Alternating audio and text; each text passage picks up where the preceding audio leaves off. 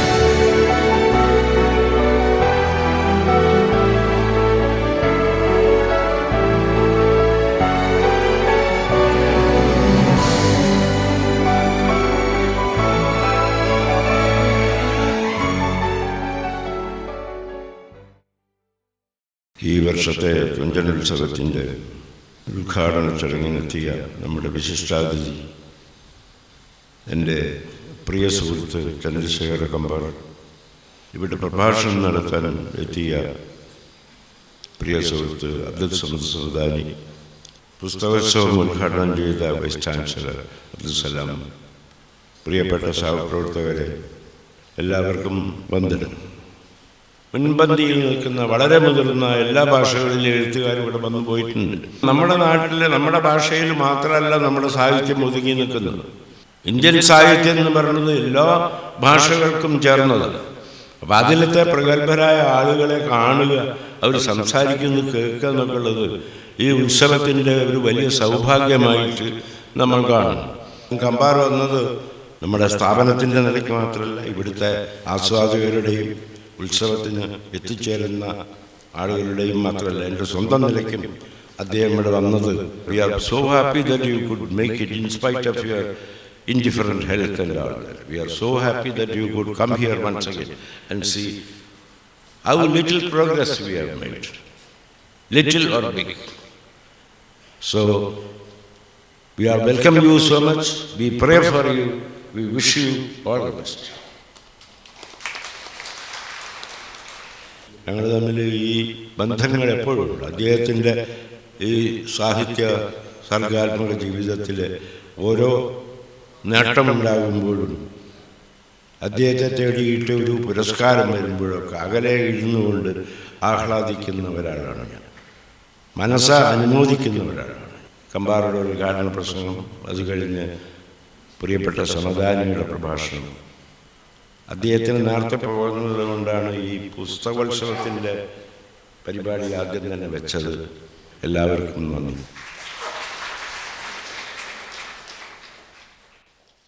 God's own country. A little reflection on this phrase will tell us all about Kerala.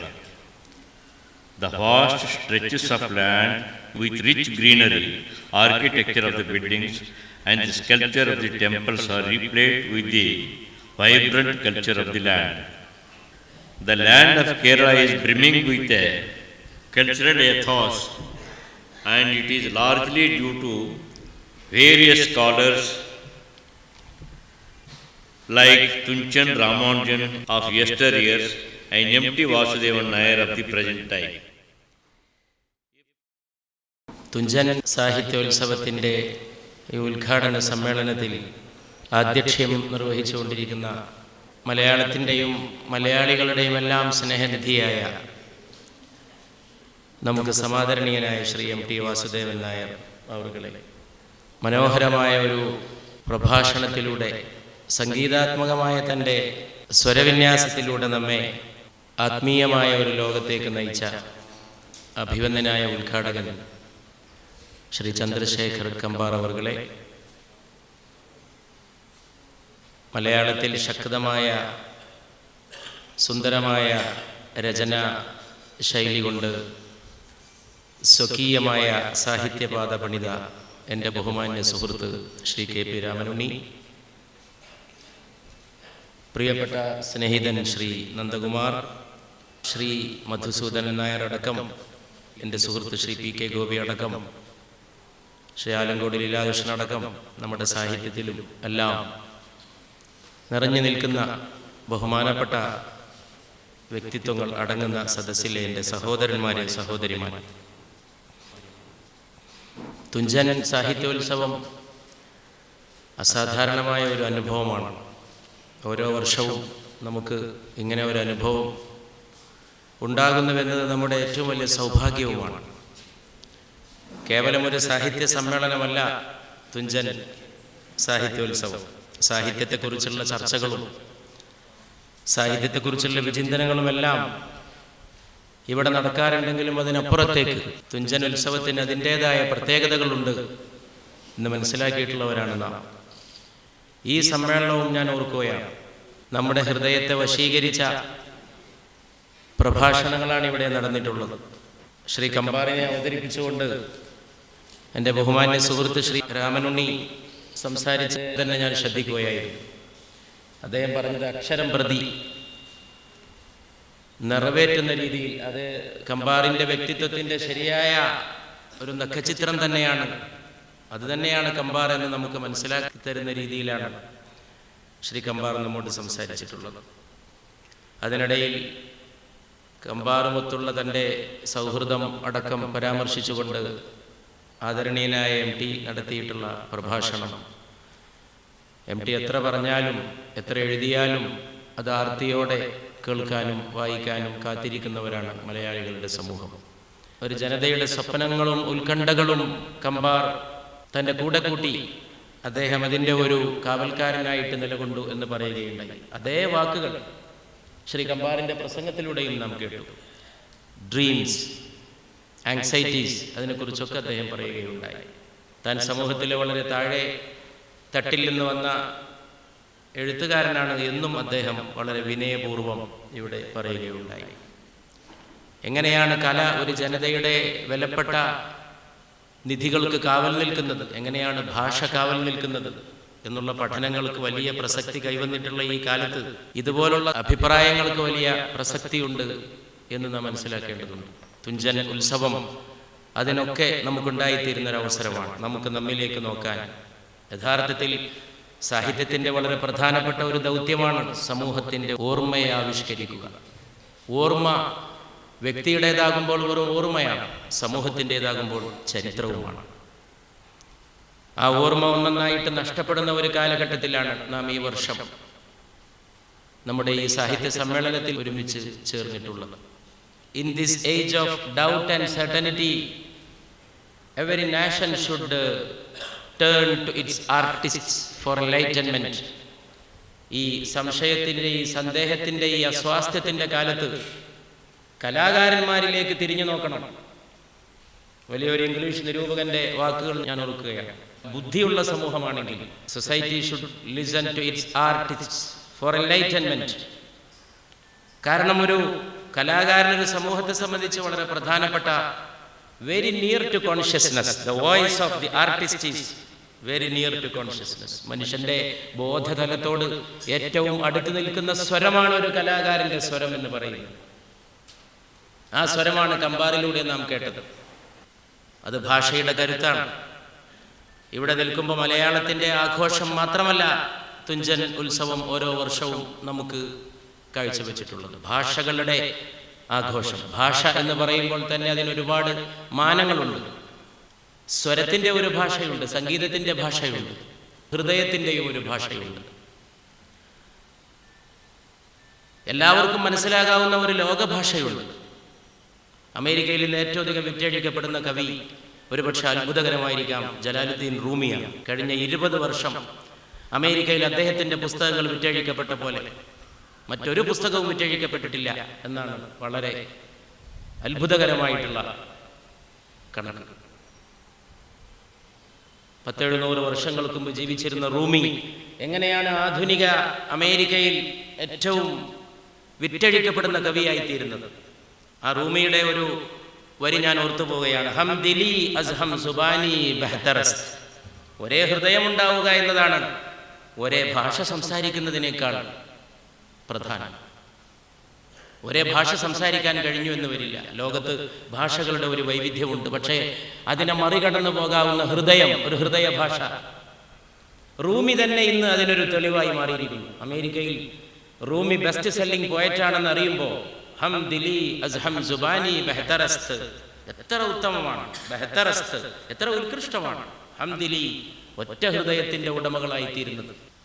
ഇതാണ് തുഞ്ചൻ ഉത്സവം നമ്മെ ഓർമ്മിപ്പിച്ചിട്ടുള്ളത്. MTയുടെ മനോഹരമായ ഒട്ടേറെ രചനകൾ നെഞ്ചോട് ചേർത്തിട്ടുള്ളവരാണ് മലയാളികൾ. എത്രയെത്ര രചനകൾ ഇന്നും തുടരുന്ന ആ രചനയുടെ അതിൻ്റെ നൂതനത്വം, അതിൻ്റെ നിത്യജീവൻ. പക്ഷെ എനിക്ക് തോന്നുന്നു MTയുടെ ഏറ്റവും മനോഹരമായ രചനകളിൽ തന്നെ ഉൾപ്പെടുന്നതാണ് ഈ തുഞ്ചൻ മഠം എന്ന് പറയുന്നത്, ഈ തുഞ്ചന്റെ ഈ സാഹിത്യ കേന്ദ്രം എന്ന് പറയുന്നത്. മലയാള ഭാഷയുടെ സാഹിത്യത്തിൻ്റെ, ഭാരതീയ സാഹിത്യത്തിൻ്റെ ഒക്കെ സൗന്ദര്യം എനിക്കിവിടെ വന്ന് നിൽക്കുമ്പോൾ ഞാൻ എൻ്റെ കഴിഞ്ഞകാല ജീവിതത്തിലേക്ക് തന്നെ കടന്നു പോവുകയാണ്. ഇവിടെ നിൽക്കുമ്പോൾ സിരകൾ എത്രമാത്രം രോമാഞ്ചം കൊള്ളുന്നു, എത്രമാത്രം അഭിമാനം കൊള്ളുന്നു. ഹൃദയത്തിൻ്റെ ഒരു തീർത്ഥസ്ഥാനം പോലെ, മലയാളിയുടെ ഹൃദയത്തിൻ്റെ ഒരു തീർത്ഥസ്ഥാനം പോലെ തുഞ്ചൻ മഠം, തുഞ്ചൻ്റെ ഈ കേന്ദ്രം. ഞാൻ അലി സർദാർ ജാഫറിയെ ചെറുപ്പം മുതൽ വായിച്ചുകൊണ്ടിരുന്നതാണ്. എൻ്റെ പിതാവ് ഉറുദുവിൽ നല്ല പണ്ഡിതനായിരുന്നു. വീട്ടിൽ തന്നെ ജാഫറിയുടെ പുസ്തകങ്ങൾ ഉണ്ടായിരുന്നു. പക്ഷേ ഇവിടെ ജാഫറി പ്രസംഗിച്ചപ്പോൾ സമാദരണീയനായ MTയുടെ ക്ഷണം സ്വീകരിച്ച് കേരളത്തിലേക്ക് ജാഫറി വരുന്നു. കേരളം ഉറുദു മാതൃഭാഷയല്ലാത്ത ഒരു ഇടമാണ്.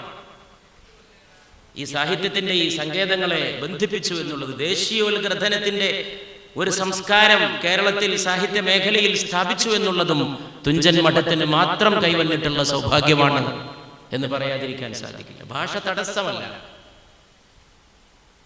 ഭാഷ വികസിപ്പിക്കുകയാണ് ചെയ്യുന്നത്. ഭാഷ ഒരിക്കലും ശോഷിപ്പിക്കുന്നില്ല, ഭാഷ പരിമിതപ്പെടുത്തുന്നില്ല. ഭാഷ ചക്രവാളം പോലെ വികസിപ്പിക്കുകയാണ് ചെയ്യുന്നത്. മനസ്സിന്റെ ധാരണകൾ നടരാജഗുരുവാണ് എഴുതിയിട്ടുള്ളത്. അദ്ദേഹം ആദ്യമായി ഒരു ലോക സമ്മേളനത്തിൽ പങ്കെടുക്കുമ്പോൾ ഒരാൾ പ്രസംഗിച്ചുകൊണ്ടിരിക്കുന്നു. ആ പ്രസംഗം 4-5 ഭാഷകളിൽ ഒന്നിച്ച് കേൾക്കാൻ യന്ത്ര സംവിധാനം ചെയ്തത് കണ്ടപ്പോൾ ഞാൻ ഏകലോകം സ്വപ്നം കണ്ടുപോയി എന്ന് നാരായണ ഗുരുവിൻ്റെ അരുമ ശിഷ്യനായ നടരാജഗുരു എഴുതിയിട്ടുണ്ട്. ഇന്ന് നിത്യസംഭവമാണ്. പാർലമെന്റിലൊക്കെ രാജ്യാന്തര സമ്മേളനങ്ങളിൽ ഒരാളുടെ പ്രസംഗം തത്സമയ പരിഭാഷ. ഞാൻ ഏകലോകം സ്വപ്നം കണ്ടുപോയി. ലോക പാസ്പോർട്ട് ഉണ്ടാക്കിയ ഗാരി ഡാവിസ് നടരാജഗുരുവിൻ്റെ സുഹൃത്തായിരുന്നു.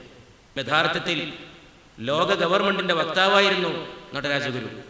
ഞാൻ ഏകലോകം സ്വപ്നം കണ്ടുപോയി എന്ന് ഭാഷകൾ ഒന്നിച്ച് സമ്മേളിക്കുന്ന ഒരു വേദിയിൽ വെച്ച് പറയുമ്പോൾ അലി സർദാർ ജാഫറിയെ MTയുടെ സ്നേഹത്തിൽ, ഔദാര്യത്തിൽ പരിഭാഷപ്പെടുത്താൻ എനിക്ക് തുഞ്ചൻ ഉത്സവത്തിൽ അവസരമുണ്ടായിട്ടുണ്ട്.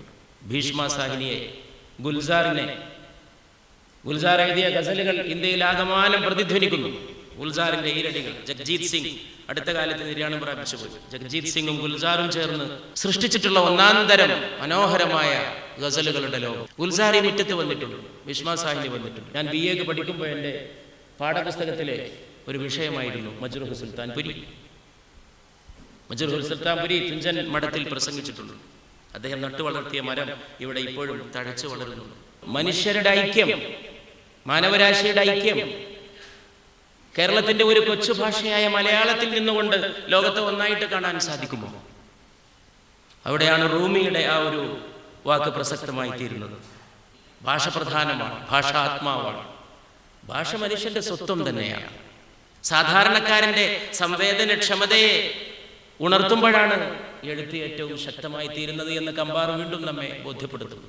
എനിക്ക് തോന്നുന്നു അദ്ദേഹം ഇവിടെ മനോഹരമായിട്ട് ആലപിച്ച കവിതകളെല്ലാം കർണാടകയിലെ സാധാരണക്കാരുടെ സ്വപ്നങ്ങളോട്, പുഴയിൽ തിളങ്ങുന്ന ചന്ദ്രന്റെ പ്രതിബിംബം, അത് കണ്ട് പുഴയിലൂടെ നീന്തി തുടിക്കുന്ന സ്വർണ്ണ മത്സ്യത്തെ ഓർമ്മപ്പെടുത്തുന്ന അദ്ദേഹത്തിന്റെ ചിത്രീകരണം, സാധാരണക്കാരന്റെ ഭാഷക്കല്ലാതെ ഈ അത്ഭുതം എങ്ങനെ കാഴ്ചവെക്കാനായിട്ട് സാധിക്കും?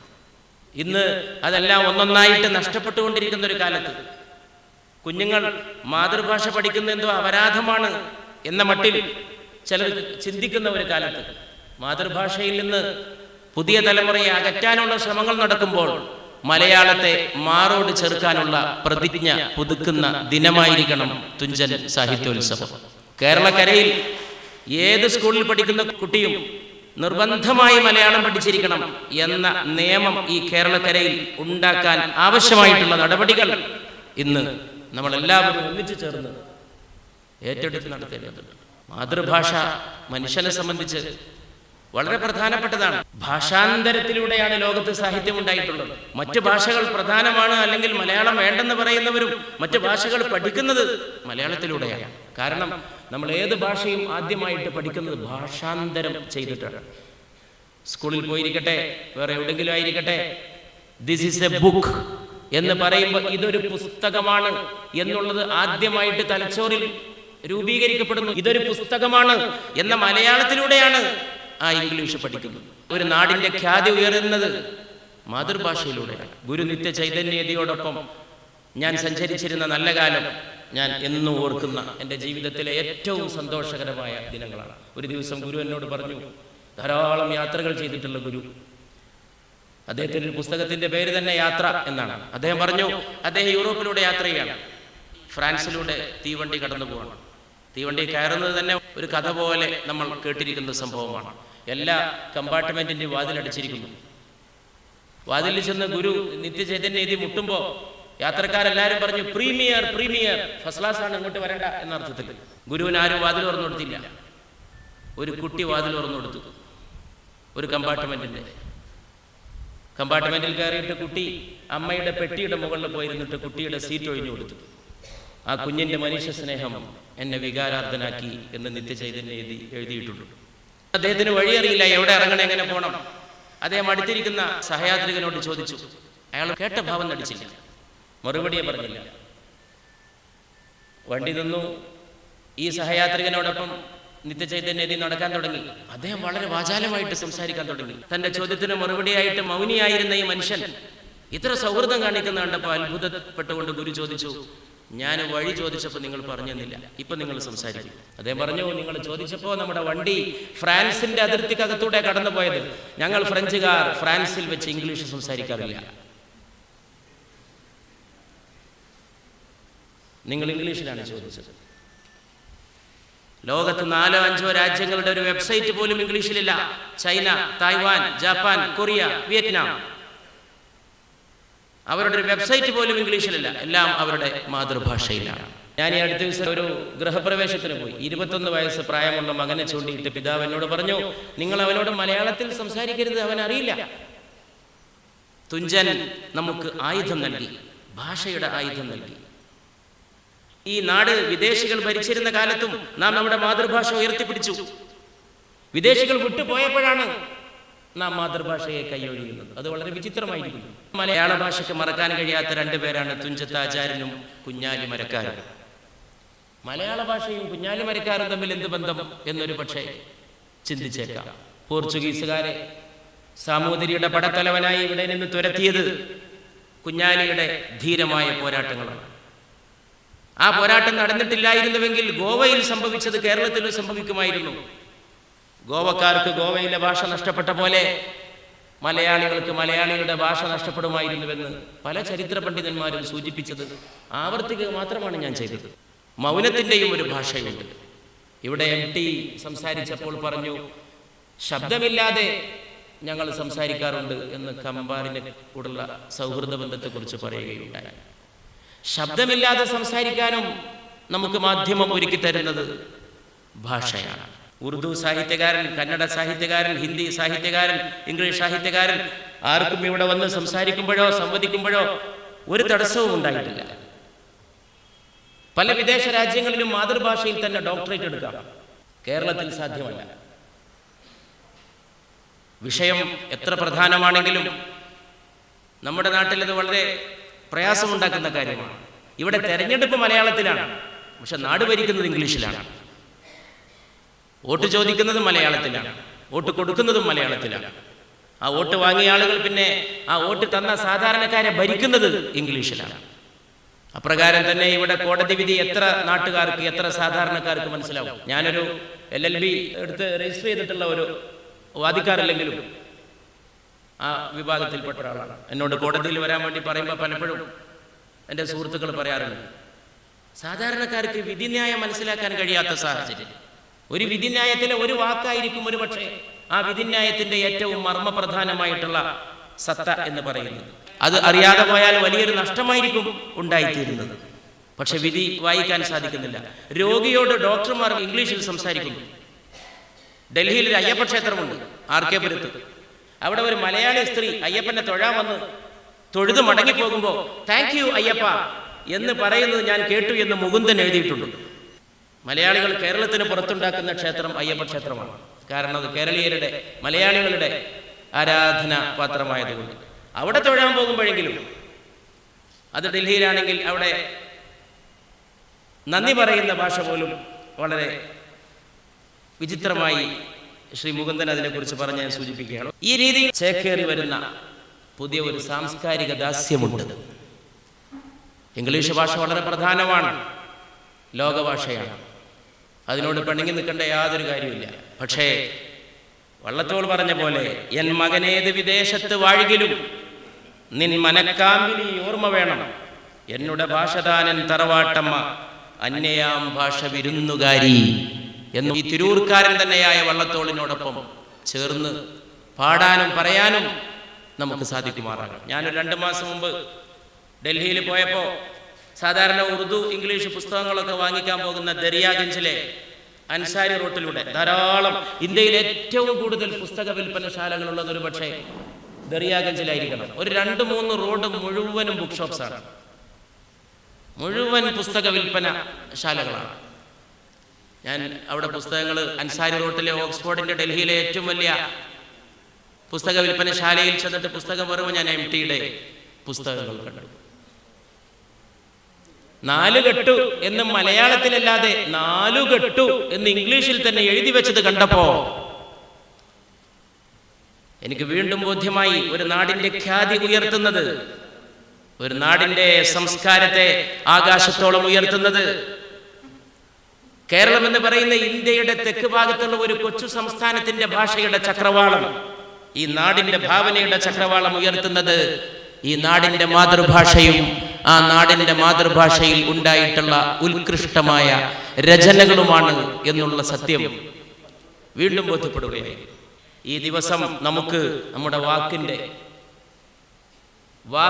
നമ്മുടെ വാക്ക് ഒപ്പോൾ എന്ന വാക്ക് MTയുടെ നോവലിൽ നിന്നാണ് ഞാൻ ആദ്യം ഈ മലയാള വാക്ക് പഠിച്ചിട്ടുള്ളത്. ഒപ്പോൾ, ഇത്ര സുന്ദരമായിട്ടുള്ള, പരിഭാഷപ്പെടുത്താൻ കഴിയാത്ത വാക്ക്. അമ്മേ, എൻ്റെ അമ്മേ, പരിഭാഷപ്പെടുത്താൻ കഴിയില്ല. എൻ്റെ പൊന്നുമോനെ, പരിഭാഷപ്പെടുത്താൻ കഴിയില്ല. മൈ ഗോൾഡൻ സൺ എന്ന് ഇംഗ്ലീഷിൽ എഴുതിയാൽ അതിനൊരിക്കലും പരിഭാഷയായി തീരുകയില്ല. അമ്മേ എന്ന് വിളിക്കുമ്പോൾ ഒരു വിളിയല്ല, സംസ്കാരമാണ്. അതൊരു സംസ്കാരമാണ്. ആ സംസ്കാരത്തെയാണ് നാം ഇന്ന് കൈമോശം വരാതെ കാത്തുസൂക്ഷിക്കാൻ നിർബന്ധിതരായിട്ടുള്ളത്. നമ്മുടെ നാടിൻ്റെ ഈ പാരമ്പര്യം അത് നമ്മുടെ മാതൃഭാഷയിലൂടെ മാത്രമേ കാത്തുസൂക്ഷിക്കാൻ കഴിയൂ. തൃശ്ശൂരിൽ അഴീക്കോട് മാഷ നിര്യാണം പ്രാപിക്കുന്നതിന് 1 മാസം മുമ്പ് ഞങ്ങളൊരു പ്രസംഗ കളരി നടത്തി. ആദ്യം ഞാൻ സംസാരിച്ചു, പിന്നെ മാഷ ഞാൻ സംസാരിച്ചപ്പോൾ ഒരു രാഷ്ട്രീയ പാർട്ടിയുടെ നേതാവായിട്ടോ ഒരു പാർട്ടിയോ ഒന്നുമില്ലാതെ അഴീക്കോട് ഇങ്ങനെ അദ്ദേഹത്തിൻ്റെ പ്രസംഗം, അദ്ദേഹത്തിൻ്റെ അഭിപ്രായ പ്രകടനങ്ങൾ എങ്ങനെ മലയാളി സമൂഹം, ഇവിടുത്തെ മാധ്യമ ലോകം ഇത്ര ശ്രദ്ധയോടെ, ഇത്ര താല്പര്യത്തോടെ നിരീക്ഷിച്ചു എന്ന് പറഞ്ഞു. അതിനോട് പ്രതികരിച്ചുകൊണ്ട് തൻ്റെ പ്രസംഗത്തിൽ അദ്ദേഹം പറഞ്ഞു, വാക്കാണ് എൻ്റെ പട്ടാളം എന്ന് പറഞ്ഞു. വാക്കുകളാണ് എൻ്റെ പട്ടാളം. അത് പെട്ടെന്ന് യാദൃച്ഛികമായി അദ്ദേഹം പറഞ്ഞതായിരിക്കാം. പക്ഷേ വാക്ക് പട്ടാളം തന്നെയാണ്. ഭാഷ ഏറ്റവും വലിയ സുരക്ഷ തന്നെയാണ്. ഡിഫൻസ് എന്ന് പറയുന്ന സുരക്ഷ, സംസ്കാരത്തിൻ്റെ സുരക്ഷ. അതുകൊണ്ടാണ് ടാഗോറിനെ ഇന്ത്യയുടെ വലിയ കാവൽക്കാരൻ എന്ന് മഹാത്മാഗാന്ധി വിശേഷിപ്പിച്ചിട്ടുള്ളത്. ഇന്ന് നമ്മുടെ ഭാഷയ്ക്ക്, അതിൻ്റെ സംസ്കാരത്തിന് കാവൽ നിൽക്കാൻ ഓരോ മലയാളിക്കും സാധിക്കുമാറാകട്ടെ എന്ന് മാത്രം ആശിച്ചുകൊണ്ട്, പ്രാർത്ഥിച്ചുകൊണ്ട് എൻ്റെ വാക്കുകൾ അവസാനിപ്പിക്കുന്നു.